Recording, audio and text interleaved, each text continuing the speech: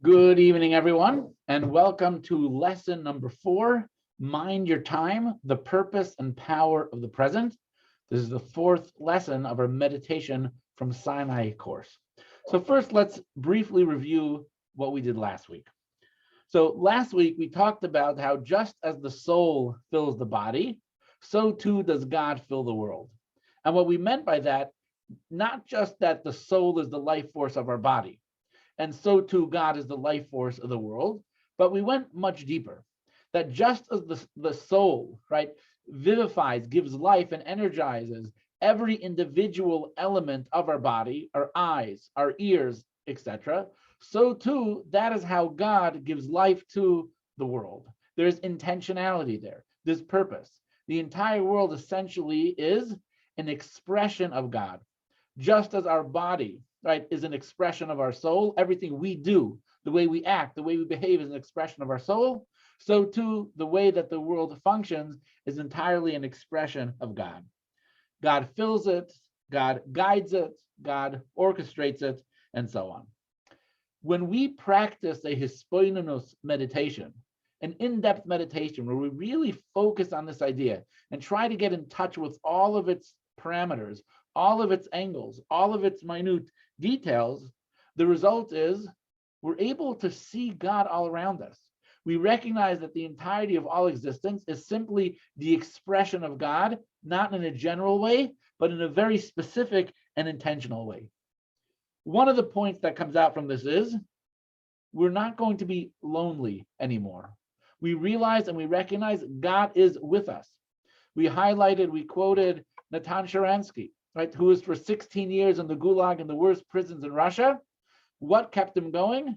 Gam ki elach b'geitz ha'mavos ira ki ati imadi. Right, Psalm 23. Even though I walk through the valley of the shadow of death, I fear no evil because you're with me. You have a sense of confidence. There's a sense of connection because you're constantly 24/7 in the presence of God, and not in a general way, but in a specific way. God is with you 24/7, and that means you're not lonely, and it can bring to profound joy. In addition, we discussed that the idea that God is orchestrating everything in life, that allows us to accept some of the frustrations that we might have. Sometimes we get frustrated in life because things don't work out as we expect them to be. Things should have been different, things could have been different.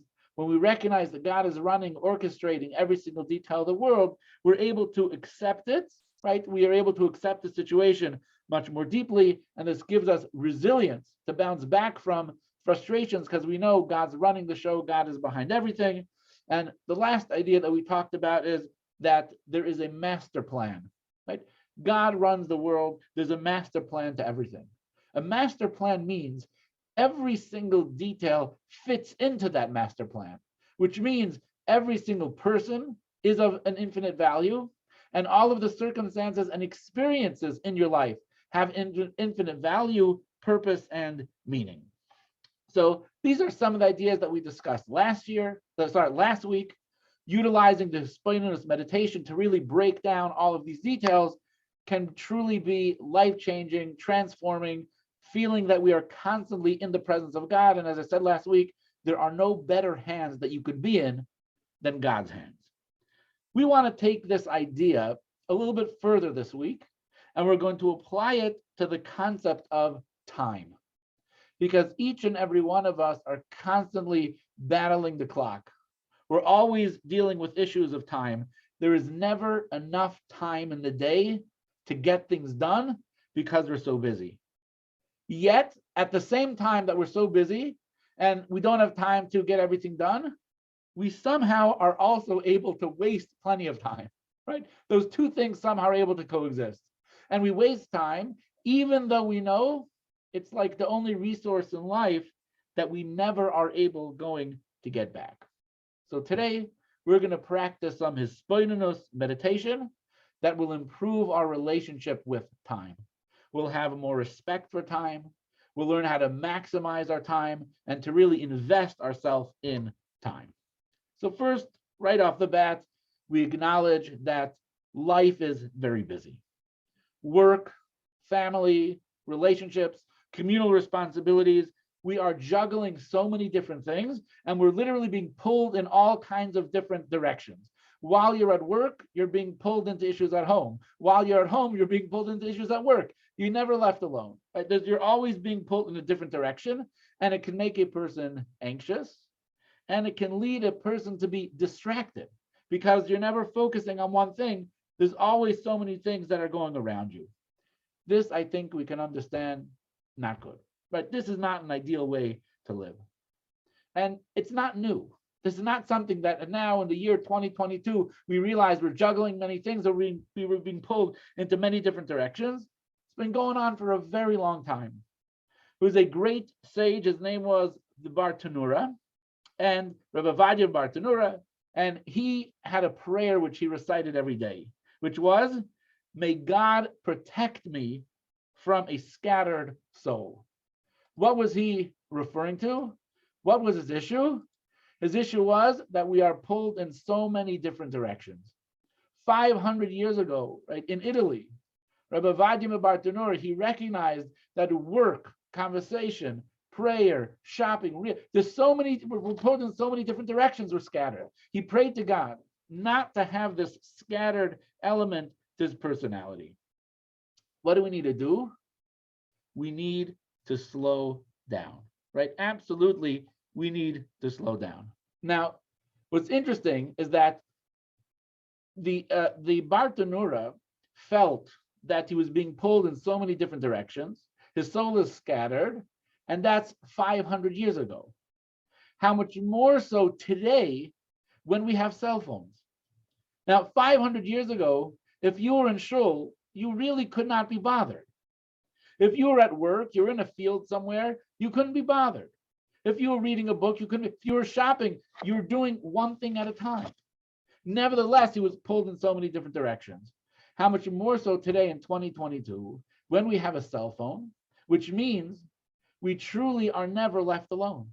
Because with the cell phone, you can be unbelievably productive and you're working. There once was a time that if you went out of town with your family, you were sitting in the airport, no one could reach you. No one could communicate with you. And even if they could, there's nothing that you can do. There was no way that you would be able to do anything productive, meaningful in a work-related fashion. Same thing if you were on a plane. If you were on at a hotel in Mexico, you were off. Today, it doesn't matter if you're sitting in an airport with your cell phone, the amount of productivity that you can do, you're never off. You're always able to be reached, and therefore you're always being dragged in so many different directions. We're moving so fast, we're running so fast, we need to learn how to slow down. Baal Shem Tov, founder of the Hasidic movement, he absolutely recommends slowing down. Text number 2. Debbie, would you like to start us off? Text number 2 on page 118. Okay, page 118. Yep, text number 2. Okay. Yes, so slow down. The Baal Shem Tov explained that we must always maintain a settled mind and not be in a rush.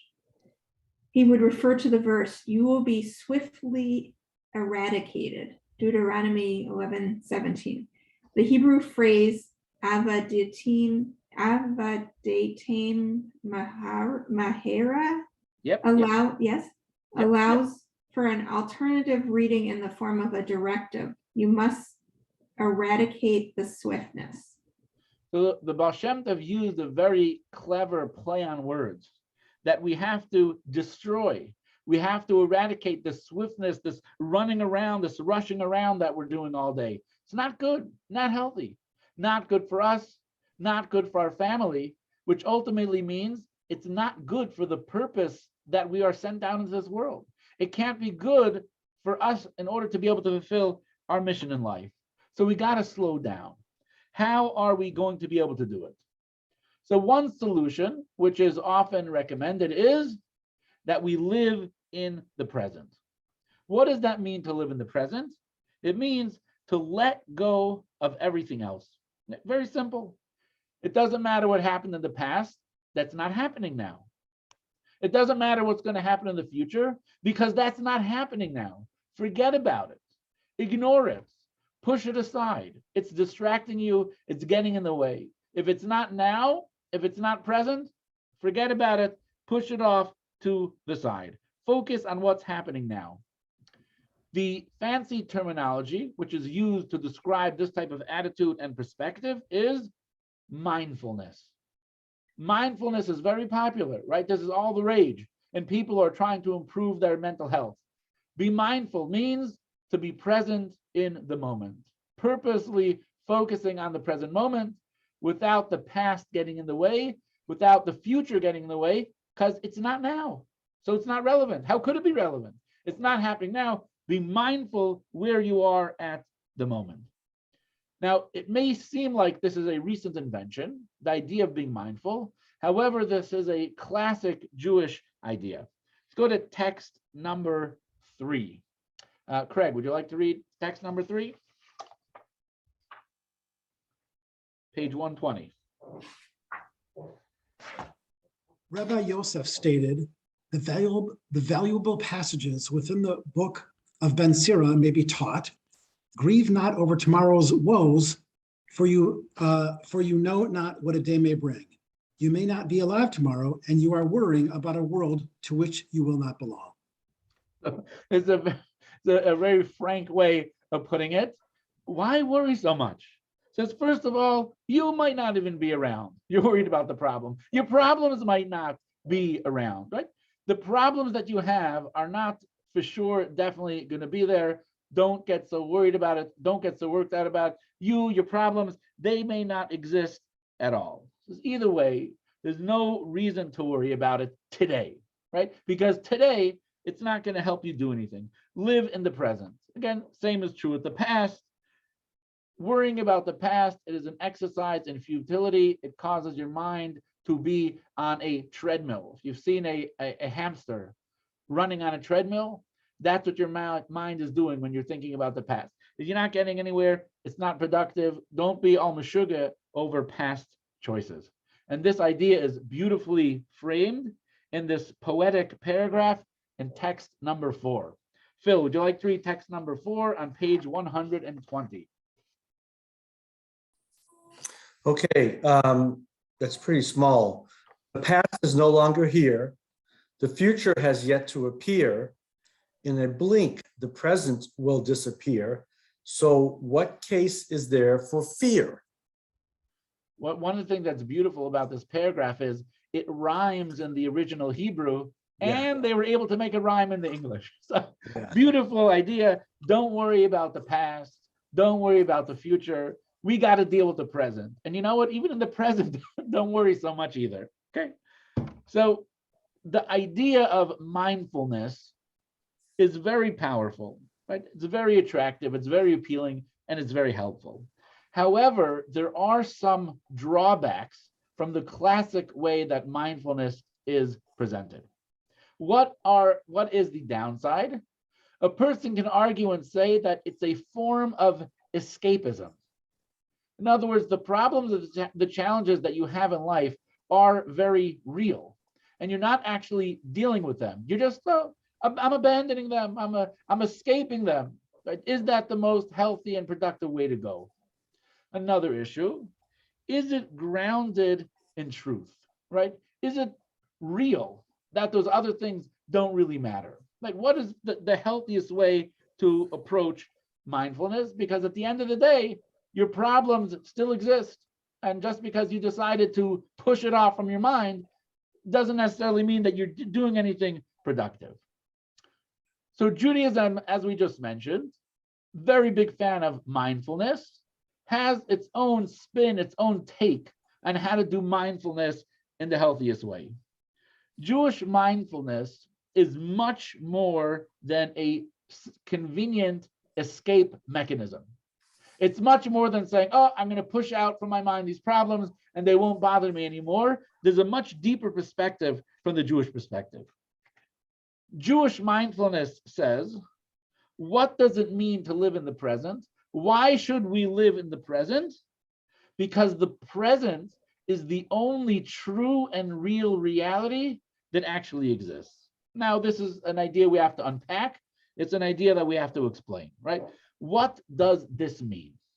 So let's build on the ideas from last class. The last class we talked about, right, the divine energy. Divine energy animates, sustains, and ultimately guides and orchestrates all of life and all of the world. It's intentional, it's individualized, and it's purposeful. Now we have to add another point, right, after these two. All right.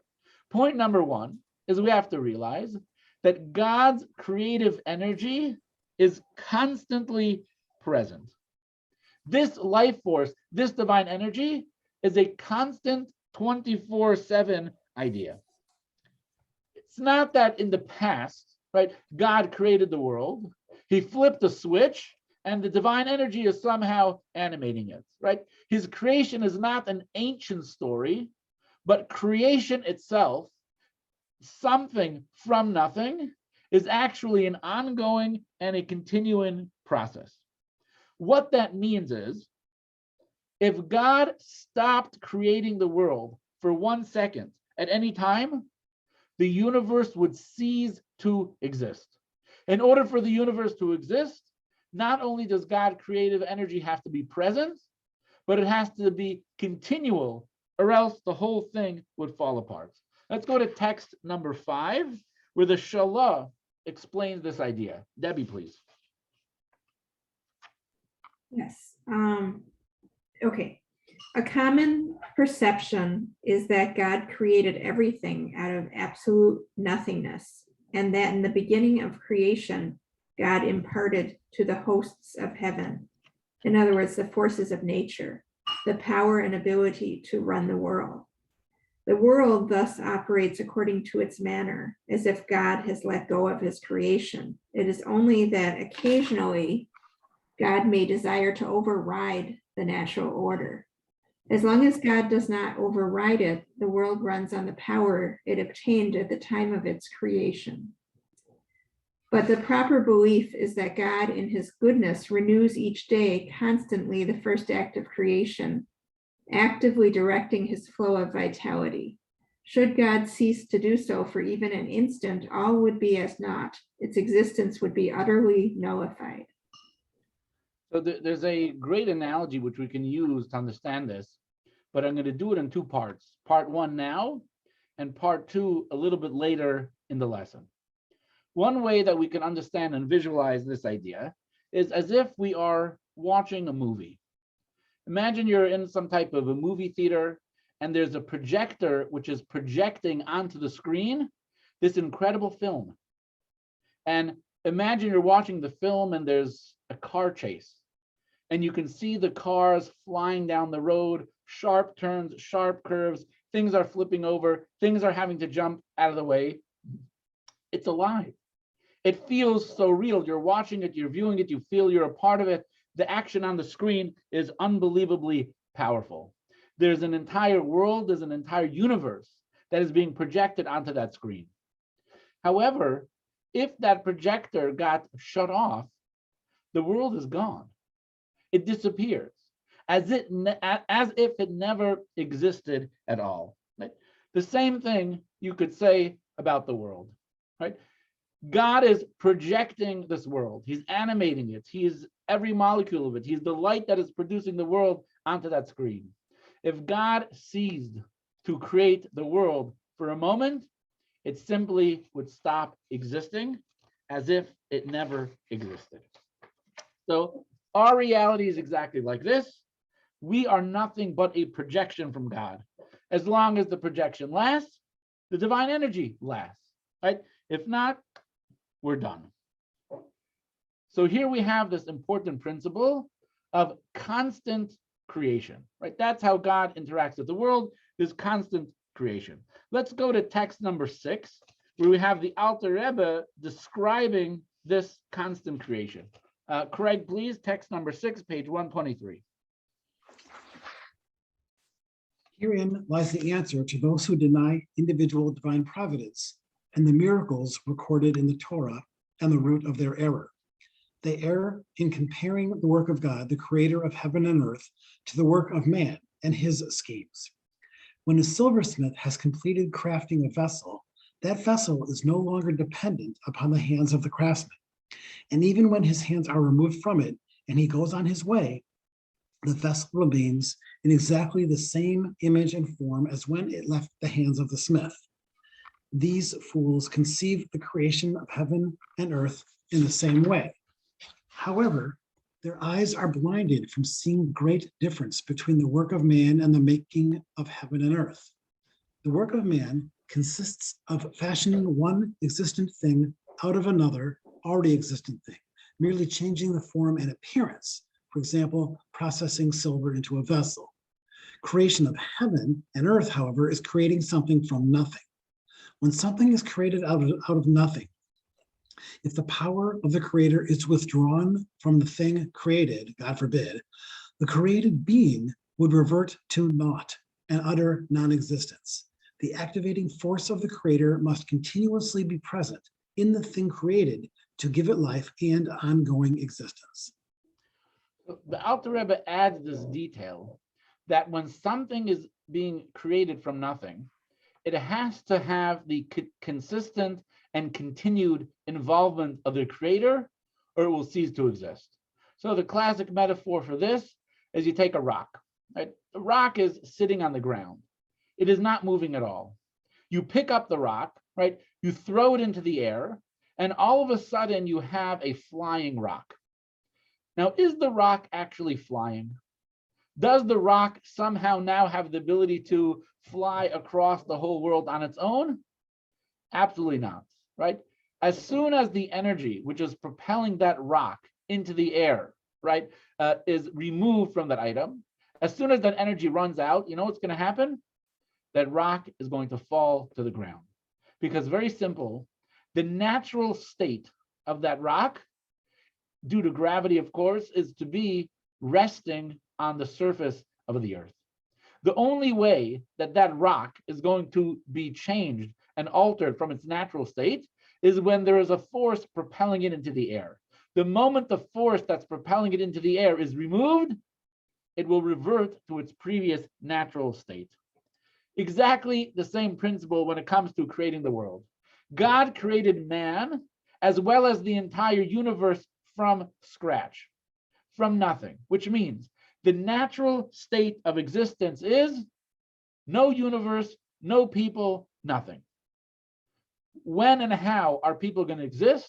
Only when God is continuously creating it. The moment God stops creating it, boom, it's not going to exist anymore. Okay? So it requires constant upkeep. But it's not just that it is a constant flow. It's not like you plug something into an outlet and there's just energy which is constantly coming in. God's creative energy in this world is renewed and refreshed, brand new, something from nothing at every single moment as well. So now let's go back to that movie analogy. Anyone who has tried to purchase a new large flat screen television will be explained the concept of frame rates. That essentially a movie is not actually a moving image. It's a series of still images that are being pushed out very fast, right? The faster that they're pushed out, the clearer the picture is going to be. And this has actually resulted in a problem. The frame rate has gotten so fast that the picture looks too real. It's described on the internet, it's called a soap opera effect. Soap operas, if you ever watch what a soap opera looks like, there's something different, there's something off the way that people look on the screen versus your classic TV and movie. Why is that happening? It's simply filmed on a higher frame rate. So when you purchase one of these new televisions, the instructions are going to say, turn it off.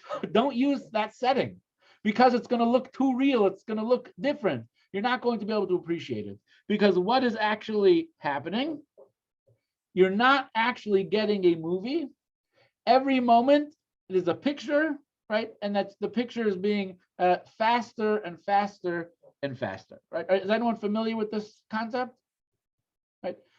After the class, Google it, right? Google the words soap opera effect. right? It's fascinating. So what this means is that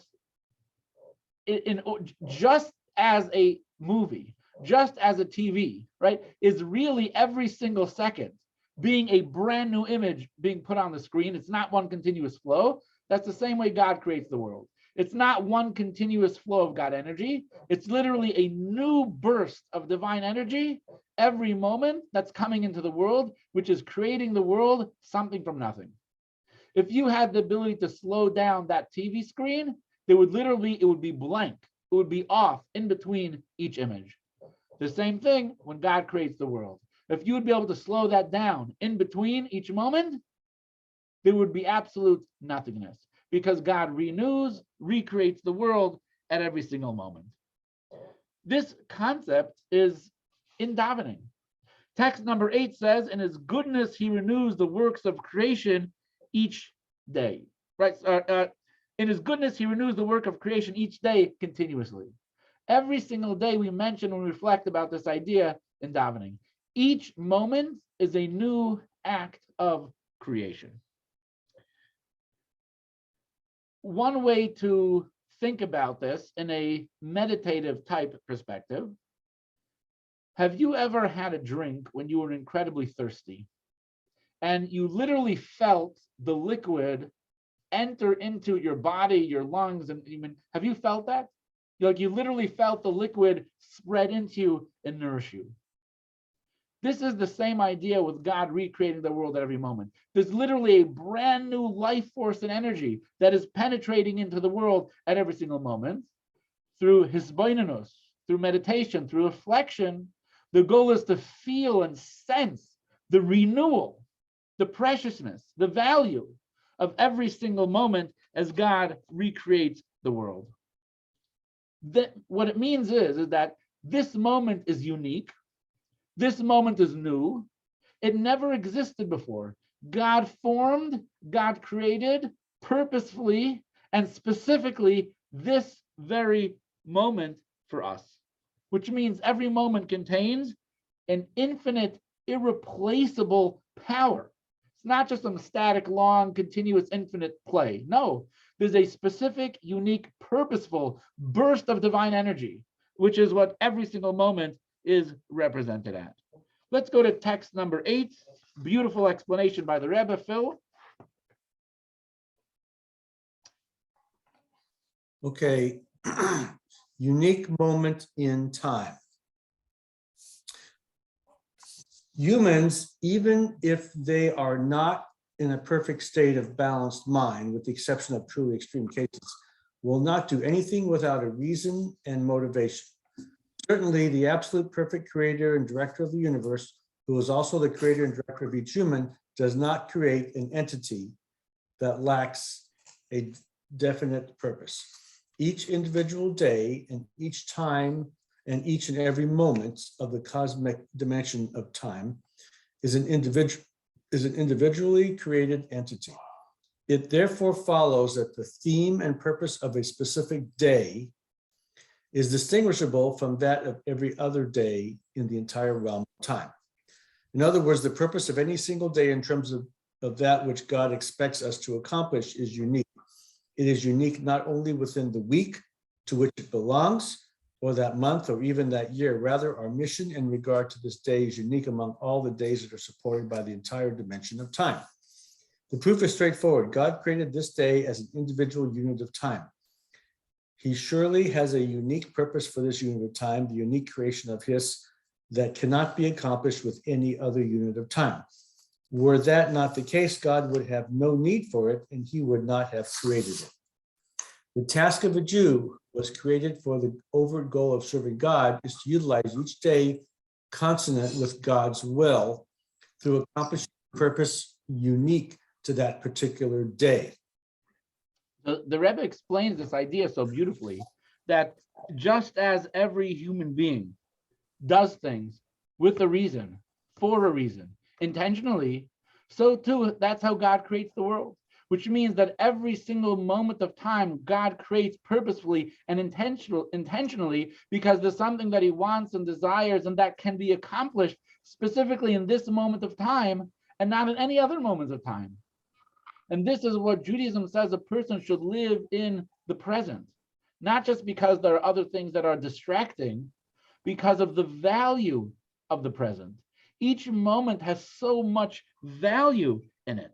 Like that's ultimately what it's all about. There's an unbelievable opportunity that's in front of you, right? There's millions of dollars laying on the table. You're not going to be distracted by something else, right? The opportunity is right there before you, right? How could you worry about the past? How could you worry about the future when the value of the present, right, is so unbelievable? So the concept of Jewish mindfulness, we focus on the power of now. To be present is not to escape the distractions. That's not what it's all about, but it's to fully invest yourself. And this is what's called being a pnimi. Let's go to text number 9. Debbie, please. Okay. Got it. Investing in now. There is a famous saying of the 5th Chabad Rabbi Shalom Dovber, that a panimi, or person of profound internal integrity, is fully invested in each and every undertaking. At one of his public gatherings, Rabbi Shalom Dovber sensed that his younger students were leading the customary singing of a Hasidic melody at a furious pace because they were eager to hear the profound spiritual teachings that were to be delivered following the singing. In response, he devoted an entire address to explaining that a Jew must accomplish each individual undertaking of divine service wholesomely. We may be engaged in an activity that serves merely as a preparatory bridge to a main task. Nevertheless, as long as we are engaged with this particular activity, we must be fully invested in the activity. This is a fundamental principle for all situations, he declared, that wherever you find yourself, you must be fully present. This is such a phenomenal story because I think we all can really relate to it. We've been in so many circumstances. We're just looking at that watch and I can't wait to get to that next moment, to that next circumstance. And you just kind of got to get through where we are now. The Rebbe Rashab said, no way. Every moment of life has been created, designed, organized with great intention by God for you. There's something that we need to accomplish now and today that is of immense value. Right? We can't look at tomorrow, right? We can't look at the next day. We can't look at an hour from now because we are robbing ourselves of the gift of what we are doing now. And we have to do everything in our power to extract the utmost from this moment. From a Jewish perspective, time is so powerful. It's sacred. It's holy. The very first mitzvah that the Jewish people were ever given as a nation was the mitzvah of Jewish time, was the mitzvah of a calendar. We were commanded to sanctify the new month. That is how powerful and important time is. The 6th Lubavitcher Rebbe, when he was a child, he would study and he would be tested on various Torah topics. As a reward for his learning and studying diligently, his father gave him money. So he amassed a decent amount of money, and he had an opportunity to spend it. And he had a choice in front of him. Choice number 1 is to purchase new Jewish books, build up his Torah library. Option number 2, purchase a nice watch. Now, he was a young man. I can't remember his age at the time, but if I'm not mistaken, it was around bar mitzvah age. What do you think he chose? You might think that he would choose Jewish books, build his Torah library, right? A prodigy, a genius, a scholar, a future Hasidic Rebbe. What would he value? What's most precious to him? Buying new Jewish books. But that's not what he chose. He chose to buy that watch. Not because it was a fashion statement, not because it was jewelry, not because of how good it looked, but because he understood the preciousness of time, the value of time, utilizing every moment. So the sixth Rebbe at that time bought himself that watch. Time is sacred, time is holy, time is of infinite value. Don't rush to get to the next moment. Savor the moment, extract everything you can from the present. Live in the present, be mindful. Okay. Does this mean that we ignore the past and the future? If we're so focused on the present, the value on the present, don't be distracted. Does this mean that the past and the future don't have any relevance? Of course not. What do we do about the past? Teshuvah for past behavior. Of course, we have to think about the past. If we have fallen short in the past, we need to do whatever we can to repair that. Do we think about the future?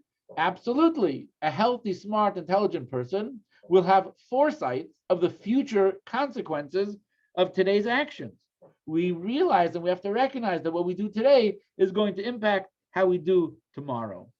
However, when we are considering the past and when we are considering the future, it has to be done thoughtfully and within the context of living in the present. What do I mean by that? We're not just obsessed and focusing on the past and the future and how that impacts our life. What are we doing? We're thinking about what can I do now to redefine my past actions?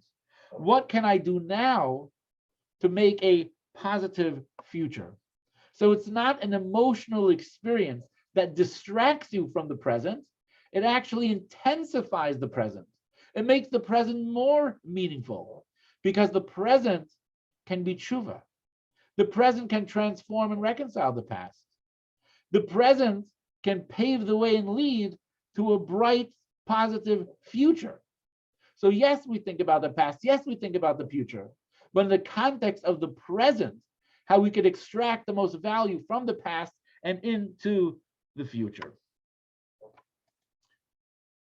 So being present, it's not a means of escaping the past. It's not a means of escaping the future. It's utilizing the unique opportunity of today to affect the future. And what do? We have to think about this with three questions. We have to ask ourselves, number one, can I do anything now to help a future problem? Can I do anything now to repair the past? If yes, then you allow them into the now, because then you're maximizing the present and current moment. All right, so let's recap what we've done so far so we can then build upon it even more. So we have discussed that every single moment is being created brand new, right? So first, we know that time is, of course, defined by change. Time is rooted in God's renewing energy, and each moment is different, unique, created for us, and has infinite power. Now, in Kabbalah, right, Jewish mysticism, it teaches that every single moment of time, right, every segment of time, whether it's a month, whether it's a year, whether it's a day, whether it's a week, whether it's an hour, whether it's a minute, whether it's a second, represents a very specific and unique form and flow of divine energy that animates the world. Time is not just time. Time is divine energy. It has a character, it has a personality, it has a flavor. Each of those segments of time reflect a particular divine energy. Let's go to text number 12, where the Alter Rebbe begins to explain this idea. Craig, please.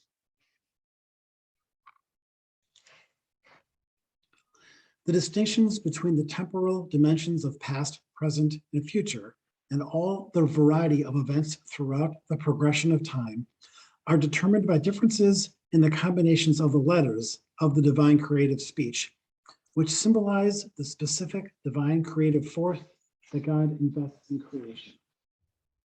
Now, I want to look at the next page. Right? Let's look at the next page in your book, We're going to look at chart 4.1 and 4.2. So what did we just say? That every segment and period of time corresponds to specific and unique divine energy. So in chart 4.1, it says the world was created through the prism of the 7 divine characteristics, the spheres, that were the building blocks of God's diverse creation. So we have Chesed, Gvura, Tiferes, Netzach, Hod, Yesod, and Malchus. They each correspond to a day of the week. Sunday is dominated by Chesed, Monday by Gvura, Tuesday Tiferes, and so on. So every single period of time, every day, has a very specific and unique energy to it. There's a flow of divine energy into that day corresponding to these 7 divine attributes. Now we go to figure 4.2. This may blow your mind if you're not familiar with this idea. The name of God, which symbolizes creation, has 4 letters, a Yud, a Hey, and a Vav, and a Hey. Each letter of this name is a code for a different energy form. Mathematically, there are 24 unique ways that these letters can be rearranged, reflecting 24 unique energy modes. 12 of those are the root energy for the months of the year and of the daytime hours. Now, I once gave a class many years ago. It's called the Kabbalah of Time. And we actually spent time analyzing all of these. How come there's 24 hours in the day? Who came up with this idea? Divided by 12. All of this has to do with it. But we don't have the time today to get into all the details. So let's briefly go over this chart. So if you look at the chart, right, there are 12 hours of the day. In each hour of the day, there is a different spelling. There's a different permutation of the 4-letter name of God, the Yud and the Hey, and the Vav and the Hey. Each one of those corresponds to a month. The 12 months of the year have a unique, specific, and intentional flow of divine energy. But not just that, the hours of the day, right? Each hour of the day also has a unique and specific flow of divine energy that corresponds and reflects to a different spelling of the name of God. And in Jewish mystical texts and Kabbalistic texts, it discusses and it analyzes what each of those spelling means and what it means that there's a different and very specific flow each time of the day. In these charts, we've been discussing larger amounts of time, right? But one of the ideas that we've been stressing, especially in this class, that it's not that every hour is important, but every moment is important because every moment was shaped and created by God. So I ask you, how long is a moment? Does anybody know how long a moment is? Right? How long is a moment? When I keep saying every moment is of infinite value.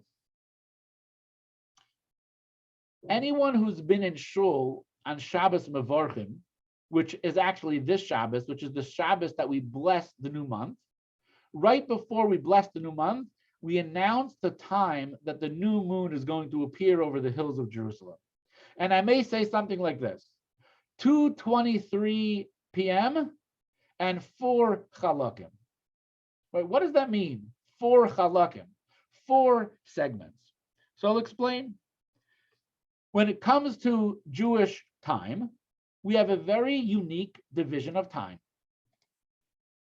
Every hour is divided into 1,080 segments. In Hebrew, the word segments is chalakim.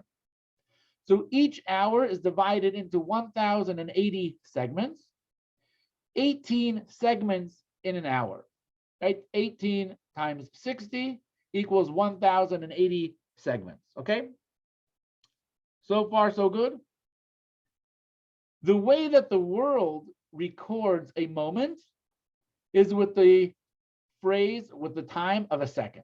How many seconds are in an hour? There's 3,600 seconds in an hour from a secular perspective. But if we're talking about Jewish time, there are 1,080 segments in an hour. Why do we have this number? In Kabbalah, it teaches that there's 1,080 permutations of God's name. So you take the letters Yud and the Hey and the Vav and the Hey. Each letter is code for a different energy form. So we know, of course, there's code for a computer, right? There's computer language, software. Whatever code you put in, you're going to create an entire world on your computer. The same thing with the world that we exist. God sends his divine energy, which is a flow which emanates from God's name. The various ways that God's name can be spelled represents the specific code of the world. There are 1,080 combinations that can be done. And in Kabbalah, we're not going to do the math today, but in Kabbalah, it does all the math. It breaks it down exactly how this works. Let's go to text number 13. I think, Phil, text number 13, please, on page 134. I'm just trying to get what you're saying there. Okay, so, If you have any questions, please let me know. okay, I will at the end. Text 13, you said? Yes, text number 13, Okay. page 134.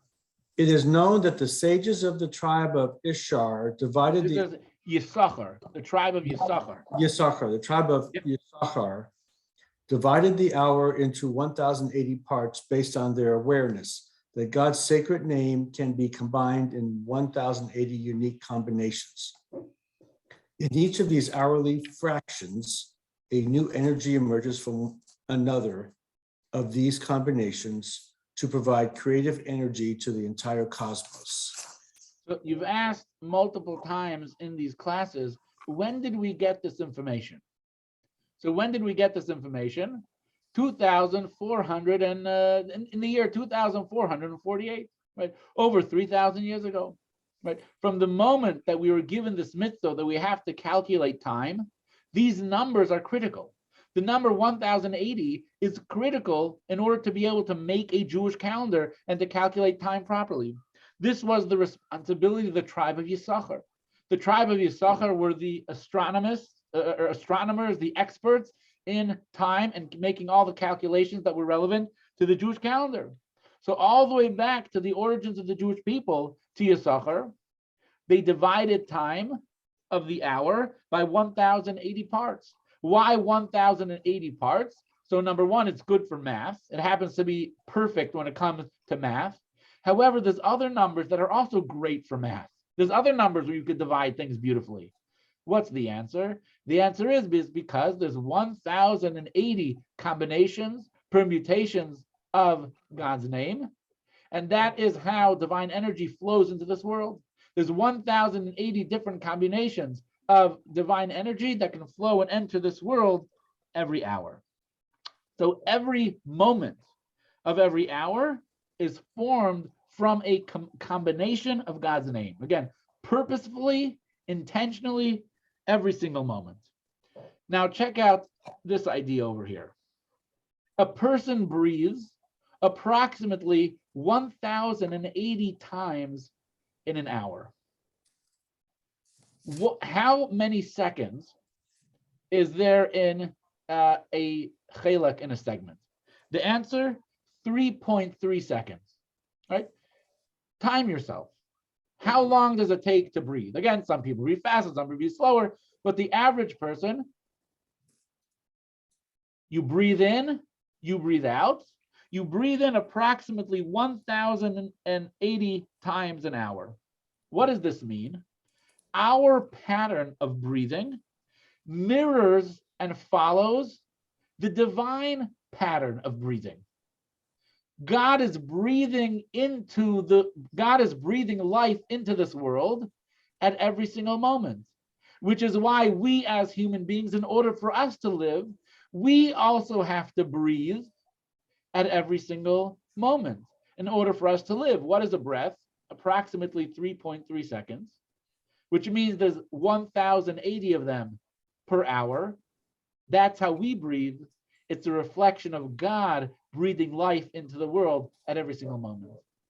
And if you take a step back, you reflect on this idea, notice your breath, become aware of the breath entering your body, exiting your body. And trust me, go underwater a little bit, hold your breath a little bit. You'll appreciate how life-giving that breath is, how every breath matters so much. I bet Arlene can appreciate in a very unique way how valuable and how precious every breath is. None of them are extra, right? None of them are meaningless. Every one is so precious. So too, God created the world, right? Every moment he breathes into the world meaning and purpose with intentionality that has so much potential that we need to actualize. Let's break this down a little bit more. We have another part. Okay, so each breath we take is a new lease on life. All right, let's go to text number 14. Some more Kabbalah over here. Mitchell, you up for reading text number 14? Okay. Excellent. All right. Loud and clear. The reason why we must breathe constantly at an approximate rate of 1080 breaths an hour is that the divine energy pulsates throughout all the spiritual worlds and energizes everything. As the verse states, using the present ongoing tense, you give life to all things. Nehemiah 9:6. As its energy arrives in our physical universe, it manifests within humans, within every breathing creature in the air that we breathe, which provides life as we draw it into ourselves. Because a fresh burst of divine energy is released at each moment, you need to continuously breathe to absorb the fresh spirit of life that is now radiating forth from God. We cannot remain animated in the present moment with the energy of the previous moment, since the world has moved on to new energy as a fresh dynamic that has redefined all of existence. This is the way the world operated since its creation, and this is how it will continue until the end of time. This is mind-blowing stuff. That just as we are given life with each breath, right, so too God gives the world life, right, with each new moment, and there's unlimited potential in each one. All right, let's continue text number 15. All right, Debbie, would like to read text number 15? Yes. Okay. This is called praiseworthy breaths. It is explained that there are 1080 parts to an hour, which reflect the 1080 permutations of the divine name. These 1080 hour fragments also reflect the 1080 breaths that we breathe each hour. With each breath, we inhale life-giving energy from another specific element of the divine name, as indicated in the verse. From that which emerges from the mouth of God, a person lives. Deuteronomy. It continues on to the next page. Yep. Now seeing that it is God who gives us breath and life, our every breath should be directed towards serving God. This is the intent of the Midrash, which explains the verse. Every soul, neshama, will praise you, as follows. Rabbi Levi quoted Rabbi Hanina as having stated that with each breath, neshima, that we draw in, we should praise God. If we reflect on this, we will be afraid to sin, and we will conduct ourselves with humility and unpretentiousness. After all, how can we transgress or act frivolously with the life that God is giving us at this very moment? The Reishis Chachma says so beautifully how this has to really become a powerful meditation for us, a deep hispoinus, right? To focus on the preciousness of every breath we take and of every moment, right? And just as the Rebbe Rashab said earlier, right? When you're in the middle of the part of the Farbrengen, right? Singing the niggin, don't wish you can hurry it up for the next moment. Cherish and appreciate and value the life of every single moment that's being breathed into you. So this is something so important to meditate on, to reflect upon, to think deeply upon. When we recognize that each breath is a new lease on life, it's given to you for a purpose, right? Each breath, each moment has purpose to it.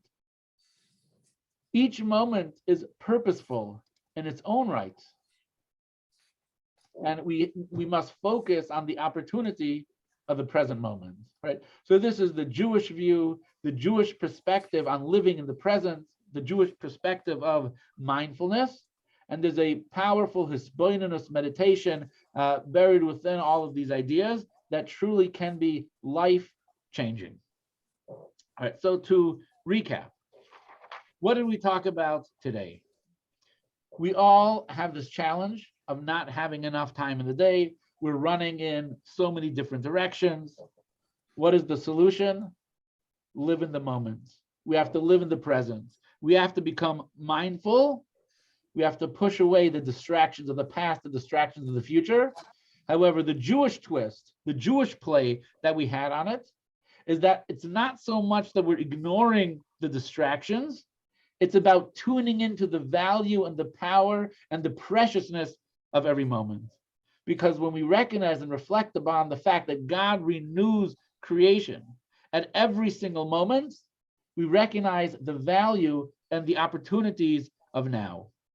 When we live in the moment, we are honoring God's investment in the universe.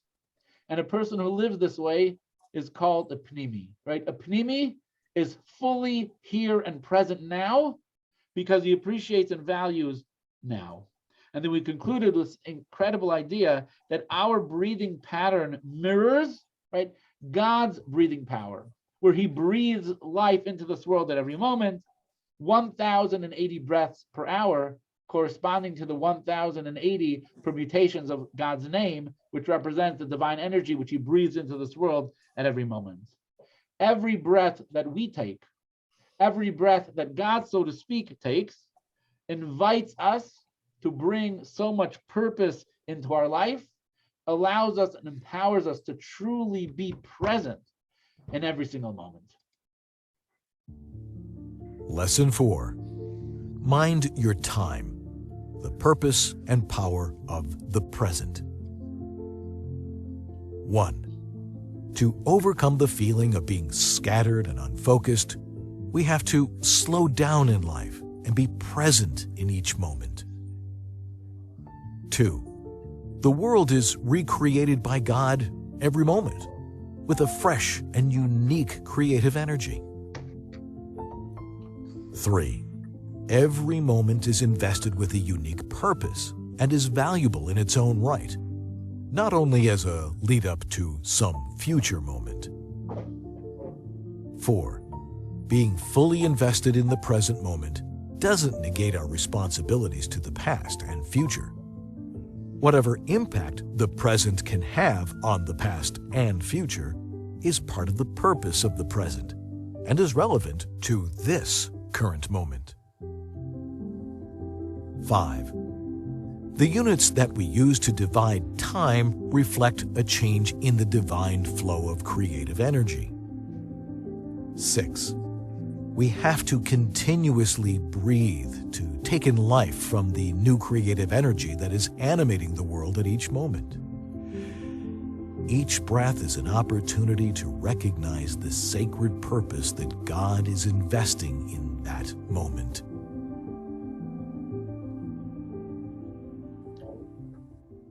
God willing, next week, Wednesday night, 7:30 p.m., we'll continue with lesson number 5, Mind Your Business, Reframing the Routine. As always, you can continue learning online, myjli.com/meditation. On that link, there are 2 beautiful meditations from Rabbi Label Wolf, where he walks you through and takes you through a meditation, and there's other information there as well. And of course, at the end of each lesson in your student textbook, there's really valuable information. And it's also worthwhile reviewing the textbook in each lesson, because there's always a text or 2 that we don't read, and there's various graphs, charts, really valuable information. So go back to the textbook, read it over, and of course, the further readings at the end of every lesson. All right. Any questions, comments? Yes, Phil. I just wanted to clarify a couple things. One is going back to figure 4.2, it said that there were 24, I'm sorry, there are 24 unique ways the letters can be arranged, God's name, and then we skip to 180 combinations. Could you distinguish between the 2 concepts? So there's general and specific, right? If you take the yud and the hey and the vav and the hey, right, those are 4 letters, right? So you could arrange those 4 letters, right, spelling the word differently 24 different times. However, when it comes to 1080, there's a much more complicated math formula for coming up to those numbers. So there's many different names of God, there's different spellings of God's name, including with spelling out each letter. So the letter Yud is 1 letter, but you could spell the letter Yud as a word. Yud, Vav, and Dalet, right? So each letter, right, literally contains a particular unique divine energy. So there's so many different ways that you can spell it and combine it and add other names of God and so on, that every moment has its own unique flavor and energy. Okay. There's some serious heavy duty math in Kabbalah, that I can tell you. Okay. And the other question I had is, at the beginning of the hour, we talked about, again, living in the moment and don't worry about the past or worry about tomorrow. Of course, in my business, I always worry about the next day, so I'm prepared for the next day. If there's a procedure, or even in business, you have to be prepared for the next day, and because you're worried about it, you actually take actions in the present to prepare for the next day. And so how do we reconcile the preparation or the preparedness that we must get ready for the next moment, whether it's the next day, or whether it's the next hour, or whether it's the next minute? We're preparing for that, but still living in the moment. I think this is what differentiates the Jewish mindfulness from more the classic mindfulness. The classic mindfulness might tell you, tomorrow is irrelevant to today. Don't think about it. It distracts you. Push it off. Today is today. Jewish mindfulness will say, live in the present. But what you do in the present affects what's going to happen tomorrow. So you can incorporate the present. You can incorporate the future into your present. We don't want to erase it. We don't want to delete it. We don't want to ignore it, pretend it doesn't exist. Tomorrow doesn't exist. No, tomorrow does exist. But it only exists in the sense that I'm going to live more meaningful in my present, because I know that my present impacts the next day.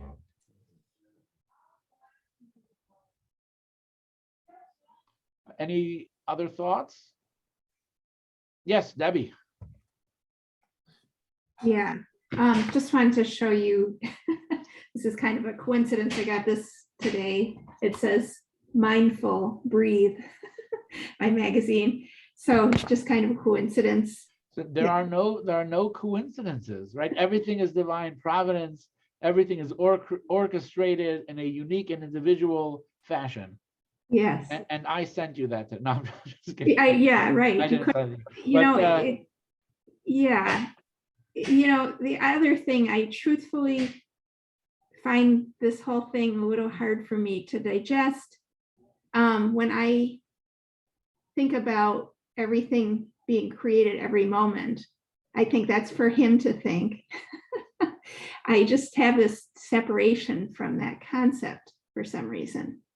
So Debbie, did it ever happen to you that you walked into somebody's house, right, and they baked a cake for you? Mm-hmm. And maybe you said to yourself, oh man, I don't want some cake. I'm on a low carb diet or something. And they said, but I made it for you, right? They say, I made it for you. Can you deny them? Can you insult them? They made it for you. Right. Now, You don't when it comes to your diet, maybe that's another story. But what we mean when we say that God is recreating the world every moment, what's the practical application is, God is saying to you, Debbie, I made this for you. Right? I made this for you. That means what I'm giving you now, it's not just time that exists every moment, there's seconds, minutes, days, all the stuff goes by. No, God made this for you. This moment that we're experiencing, God made it, He created it, He did it just for you. So you could gain something from it, so you could do something with it. True. That's the bottom line of what it means. Yeah, that I can do. Thank you. You're welcome. All right, if there are no more questions, then I'll let you guys go. So thank you so much for joining us, and God willing,